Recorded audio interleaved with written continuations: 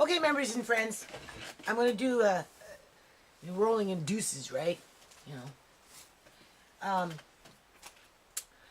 This one here is going to be, I still have the pallets on my car. Okay. But this little video here is, I want to talk about the spirit of giving, right? Charity at home. I really wanted to do a wipeout board, but I just got way too much stuff to be worrying about right now than to be pulling out a wipeout board and trying to make it so it doesn't fall over and, and go into the whole 9 yards. Maybe one day when I have more time. And I got this projector. I got this little projector thing, right? The old days, like when they were in school and, they'd have the projector at the back of the class with the big screen. Well, I have one of those now, right? I got it for like $15. So, maybe one day I'll find one of those things that you pull down to have the picture on it, right? Or I'll use a white sheet or something. We'll see. But in the meantime, I had a young lady from Facebook today give us a gift. Comfort food. Food is food. Right? So that's why I say, like, it's been a kind of a good day. It's been a good day for Mr. Lace, who could be still a Lacey, because I went on Wikipedia on the internet because I don't know the first thing about chickens. And I asked this young lady, well, maybe you can ask your parents. Maybe they know something about chickens, right? So it says right there, when they're 4 months old, when a chicken is 4 months old, because you can separate them when they're babies. You can when they're first born and they come out as chicks. Apparently, you can separate them quite quickly. I don't know how easily you can separate them at an adolescent age, right? Because again, this bird wants to crow, but it just can't get there yet. But it says on Wikipedia that hens will crow too. But the male, well, normally you usually start around 4 months. Now, I don't know, like, how long it takes for a chicken to become mature. I mean, I don't know if it's got to be a year old before it's considered a mature chicken. It could be 8 months old, could be 2 years old. I don't know how. I don't even know the first thing how long as do they live for.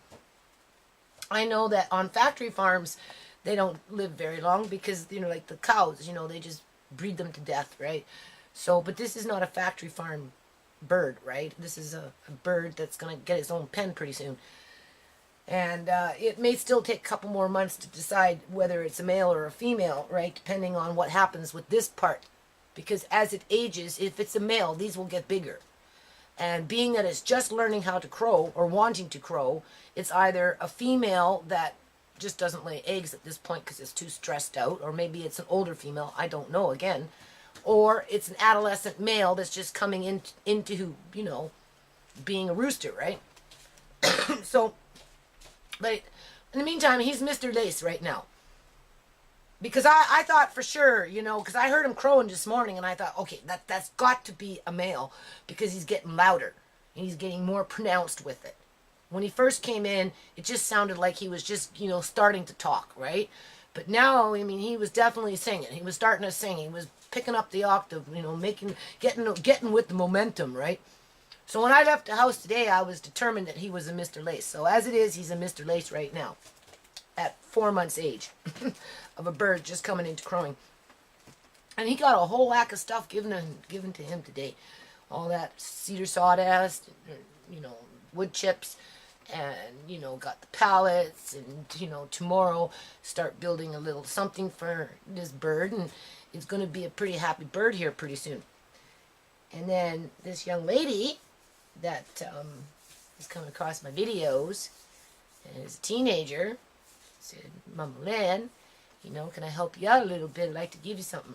Give you a little bit of comfort food, just whatever. It sparked something in her. And I said, well, I didn't want to say no because, I don't know what kind of society we live in today, but we get so many mixed messages, sometimes we don't know what to do. It's not that we don't know right from wrong. This is why I wanted to do the wipeout board, because I kind of wanted to make it a little more visual versus just, verbal, right? And I know I talked with my hands. I watched my videos and my hands were flying all over the place, right? there's meaning behind this, right? And there's value behind this, and there's a lesson behind this. Plus, there's a movement. I like to think that there's going to be a movement behind this, because I said, well, we're going to start a trend. You know what you're doing. You're going to be a trendsetter. You're going to start something in the community that's going to, transcend down to other youth and more youth. Because we got to bring the youth together. And then, of course, for me, with the youth, is always at that age group, when they're teenagers coming into young adults, it's the default of the dance, right? So I'm like, at first I'm like, well, I'm the adult. I should be giving you something, the teenager. That's what I've been working for all these years, to make it better for the kids, make it more opportunity for the youth, right? It's all about empowering the youth. And so, for me to receive something from a young person that I don't necessarily know personally, that's kind of found her way to me as a Mama Lynn, right, in the community, trying to, promote things that I promote. And, she's watching my videos, and, it just something stirred in her where, she wanted to give something to the family, right? And I'm like, okay, well, I understand that, and I can appreciate that. And I'm going to put away my false pride. And I told her that. I got to put away my false pride, because it's hard for an adult to accept something sometimes from a teen, right? Because I'm in a pretty precarious situation right now, right? My life is teetering like this. I don't know if I'm staying. I don't know if I'm moving. I don't know why I got a chicken. Should I be building a chicken coop and hanging on to dreams? Is Andre coming home? I don't know, it's just, there's a lot of unknowns in there. And I think this is important, like when it comes to being a parent. Parents, we've sometimes faced a lot of hardship as parents. And, we have to make decisions sometimes very quick. Sometimes we can build in decisions, take up to a year. Like if I say I wanted to move from this house and I chose to move, and I'd probably, knowing me and how long it takes for me to pack up and move, it would take me about a year. But sometimes we don't have that choice. And, unfortunately, what's happened to my grandson, what's happened to my daughter, what's happened to, to my family in general, and with the types of politics that we've got going on in this province right now at this point in time, this could be like, I could be like, well, members and friends, you see these boxes, well, they're starting to stack up because that's it. Game over. So there goes the daycare dream. There goes the recovery house dream. There goes, the 1 million flash movement dream. There goes the costumes dream. There goes Andre's chicken. There goes Andre's playhouse. There goes Andre's greenhouse. You get the picture, right? And as a parent, you can't let those things derail you from, holding it down, like, steering the ship. So when this young lady said to me, oh, I'd like to do something. And I'm thinking, well, that's very kind and generous. And when you're on the receiving end of the gift, you don't say no. It's Christmas time. My kids haven't had Christmas, didn't have Christmas last year. We don't have Christmas this year. And Christmas is maybe not for everybody. And, as a parent, 5 kids is a lot of kids to have Christmas time, and everybody wants something. And it's got to be the best. And if you give one a little more expensive than the other, it becomes, oh, well, that one costs more money than this one cost. How come you didn't spend that much? Just kids. It's been going on for centuries. Every culture has it, right? And, but for me, it got to the point as they were growing up, I said, to hell with this Christmas stuff. It's dinner. It's be thankful you've got something to eat. It's called share a meal. Get with the festivity in terms of family. And if you get a little gift on the side, be grateful you got something, because when you look around you, how much do you got? You got too much as it is compared to other people, right? I give to you all year round. When I had more money, my kids, 300 here, 300 there, it adds up pretty quick when you're in multiples, right? So, the last thing I want to do is tell a teenager she can't give this family something when nobody else has, Everything that we had has been pretty much taken away from us. So I said I accept it on behalf of my kids. And I know I'm crying. And this is good because I've got court coming up pretty soon. And you're not allowed to show emotion in court, because if you do, somebody in there with a big freaking mouth, well, that person is unstable. That person's got mental issues. Look at you, If you show anger, same thing. It's almost like you have to be dealing with a freaking robot just to get your grandson back. So, for the ones that watch this, would you rather have it on the reel, or would you rather have me, just fake the funk, right? So back to charity, back to the spirit of giving. So, the meal was the most important thing after I took away the presents. And it's not that I took away the presents from my kids as they were growing up. I just didn't foster that mentality where you had to have a big present underneath the tree with the biggest bow, and with the biggest, what do you call that thing? Receipt to it, attached to it, right? Families do it. The more wealthy you get, the more you expect it to give sometimes. So I seen it with my own family. And, we're not even having dinner. Nothing. Not going anywhere. My daughter, the one that's struggling right now, she phoned me up. She said, well, are we going for dinner somewhere? And I'm like, well, where? I just got back from the courthouse. I'm doing a criminal check on myself, Like, there is no dinner. But this young lady that, gave us a little food hamper here, I told her, I said, don't expend over your budget. You're a teenager. First of all, it should be me giving to you, but I will humble myself for the benefit of my kids' sake, just not for the spiritual, just for the spiritual part, not for what she gave us. Because she said, well, I can come back next week and give you some more after she dropped it off. I said, no. If I really, really, really need it, I will call you. But she needs to go back into some of my old videos, like 2 years ago. I've got food stashed all over this house, okay? So, it's the thought that counts. It's the thought that somebody took the time, right? And I said to her, the world is changing, and this is what we need to do. We need to start, we need to get more people involved. This needs to become a habit among the youth population in general. And then we need to take it to the next level, and we need to get those dance clubs going, right? So that we can turn around some of this stuff that's happening to all of us. Because when you one day wake up and your grandson is just gone, and then your children are expected to stay motivated and excel in life and be prosperous, or not maybe prosperous, because when you're born poor, it's very hard to become prosperous, but at least be productive. As you're being taunted and teased and disrespected by a number of people from different races, it's not just one, because this is a systemic problem. Although some people have the upper hand, obviously the Caucasians do, right? And then depending on where you live and what office you come from, you do the math. And adults, they're kind of stuck in their rut, Once they get into that mindset that they got to build wealth for themselves as a family, as a, whatever provokes people to buy mansions and, and think that they could never live anywhere else but in a mansion, and they do everything and anything under the sun to keep that mansion.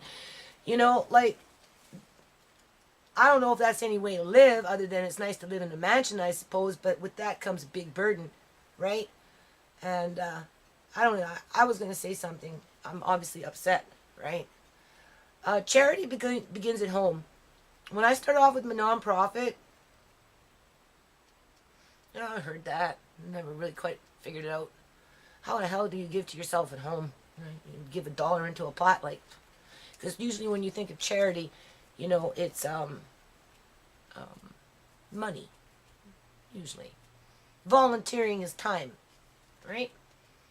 And when they say charity begins at home, after everything's been said and done, after all this time, and, I don't know if this last year made a difference, just because I seen my kids' ebb drop down to a very low, where, there was suicidal thoughts and depression and lack of motivation and, rage and feelings that they never had to feel before. And then I'm saying, well, pull yourself up by your bootstraps. You can't let it get to you. Don't worry, we're going to keep fighting. You just keep moving forward. Don't throw away your life.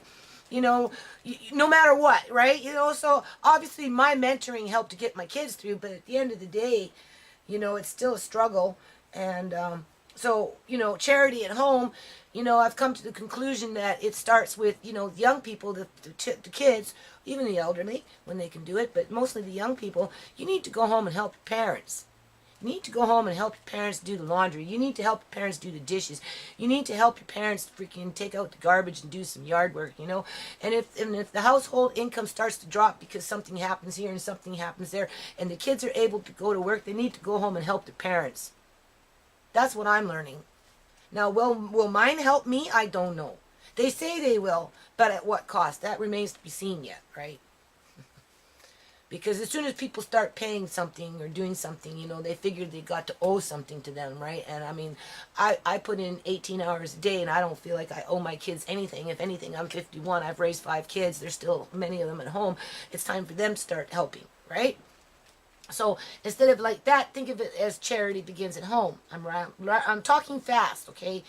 Because again, I wanted to do this big wipeout board because I think it's important for people, and especially young people, right? Because you're the movement. You're the ones that are going to make the difference in the world. The older people, we're just going to guide you. We're going to just set you up with the right, you know, marker in place. You know, we're going to help you get there so that you get there safely. That's what our job is. But at the end of the day, you're the ones that are going to come in with a herd. You're the ones that are going to come in with that people power. You're going to come in with that crowd power, right? You know, pump up the jam kind of thing, right? So charity begins at home. And whether that's in your house with your own family, you have to help your family, okay? And then after that, you can reach out into the community and you can do a little here and a little there where you can when you're able, as this young lady has done for my kids, right? To let my kids know that they're not alone. You know, I'm thinking that's what she's trying to say. You're not alone, right? Andre's not alone, you know? And then from there, after you've done the community part, you got to think about your province. You really, really do. Because that's the kind of world that we live in. We're going into a paradigm shift, right? Where the divide between the haves and the have-nots is getting wider. And we need to close that gap. And we need to do it from province to province to province. From territory to territory to territory. And we need to invite the states to help us do it. Because a lot of the problems that we have this day is because of stateside politics. I ain't shitting you. Okay? I'm not shitting you. I read up on it in 1999. I seen the stuff going on there and down there. And you know, that was part of the reason why I started a nonprofit. I'm thinking, holy fucking shit. I don't want Canada to be like this. I do not want Canada to be like this. And 12, 13, 14 years later, what am I finding? I'm finding Canada to be just as bad, if not getting worse. And this is what I'm trying to tell the young people. There needs to be a change, and it has to come from you. The older people, they're too comfortable with their wealth. You know? And if you throw in racism, you know, whether it's that race, this race, that race, everybody's segregated in freaking Canada. Huh? We all assimilate, but none of us participate. Is that it? Hell? And then after you're done thinking about the province, then you think about your country. That's Canada. That's where you live. Whether you came in as an immigrant and you settled in and you got your card, or however that works, or you came in as a refugee, because lots of people come in as refugees with nothing. Or whether you were born here, it's your country. Once you decide to stay in Canada, it becomes your country. So you got to figure out how you're going to put that charity into your country. So first, into your house, help your parents, right? Second, help your community when and where you can. Then it's your province. And then it's your country. And then from there, then you branch out to another country. And in our case, with the foundations, it's the United States of America. So we've already started the chain reaction with that one. We just have to get there. So this is what this food has brought me to today. Because it's the spirit of giving. It's not what's given in the terms of the dollar amount. It's what it can lead into, what it means to bring peace and goodwill into a home. This chicken shows up. I get wood chips and pallets and Did you know that chickens like the color yellow? I didn't know that. Somebody told me that. I don't know. It's just something about the color yellow that they like. I have to get a proper heating lamp too, right? But with a yellow bulb. So in the meantime, this is what this young lady gave us. And this is comfort food for my kids. I'm going to give it to them downstairs. They can share. There's quite a few people down there right now, so they can just put it in the cupboard there, and when they're ready, they can eat it. And these I think I'll keep for myself. And I'm going to make some scalloped potatoes tomorrow. Scalloped potatoes. That's real good. Yeah, that's what I'm going to do. I'm going to keep the potatoes for me, so I'm going to cook with that. Make scalloped potatoes tomorrow. I don't know what else I'll make tomorrow, but I'll figure something out. Let's see what else we got. This is exciting. It's kind of like playing in that cedar wood chip pile under the cyclone. Oh yes. We got some blueberries, so maybe I'll make some blueberry muffins tomorrow or something. That would be good.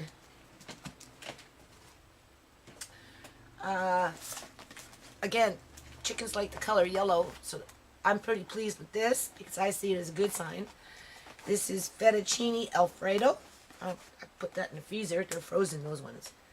So, but that's for the kids downstairs, right? So somebody's going to really appreciate that on a cold night. My girls are working, so they come in, right? And, you know, I took away the microwave because it's not good for you to eat microwave food. Better to have a convection oven, right? So I have to get a convection oven. But even still, you know, the house is cold. They can warm up the oven and make this for themselves. So I'm sure somebody will really appreciate that. If not, you know, my girls, it will be my son. And then we got some Mr. Noodles. We got some more Mr. Noodles. Oh, good. Some soups. Chicken noodle. Cream of mushroom. Well, just curled up on the couch having a cup of Mr. Noodle. That'd be great.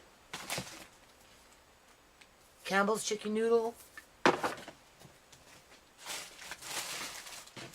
then we got some porridge. Actually, the porridge I'm going to give to my dad. And then he can just do that for himself. It'll be good.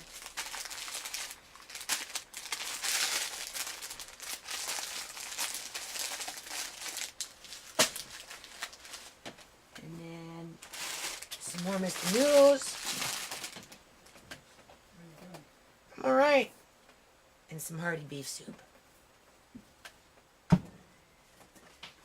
Walmart?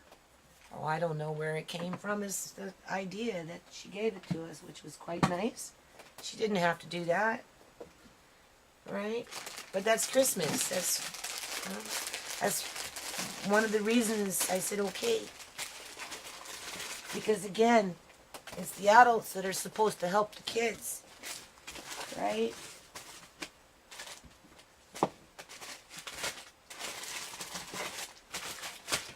But that's the kids' presents right there. And oh, you got some oatmeal. I know you'll like the oatmeal. So. Okay. So there we go. Some blueberry muffins and some scalloped potatoes. And some snacks for downstairs. Huh? So thank you very much, young lady. Appreciate that very much. My family says thank you too. Who are you talking to? I'm talking to the camera. Well, you know, I'm just trying to keep up with the format, right? And I have to talk about charity and the spirit of giving and, you know, and sticking together and that kind of stuff.